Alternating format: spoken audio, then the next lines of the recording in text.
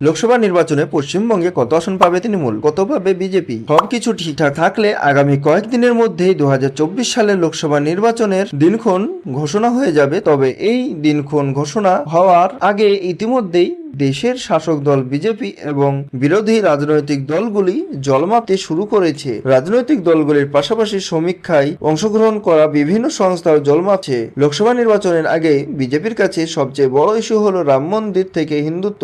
এর পাশাপাশি লোকসভা নির্বাচনের আগে রেল পরিষেবাকেও বড় হাতিয়ার হিসেবে ব্যবহার করতে চাইছে কেন্দ্র।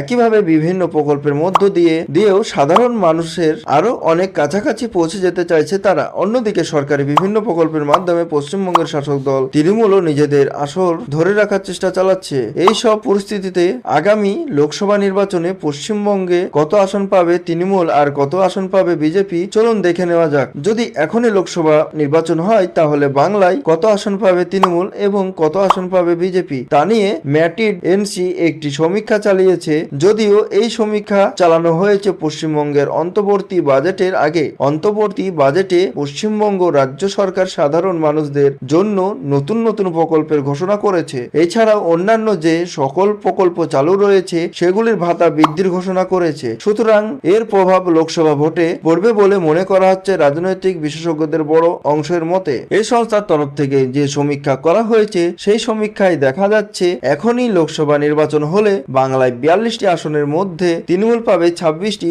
গত লোকসভা নির্বাচনের তুলনায় হিসেব অনুযায়ী তাদের আসন সংখ্যা বৃদ্ধি পাবে। অন্যদিকে বিজেপি পাবে 15টি আসন।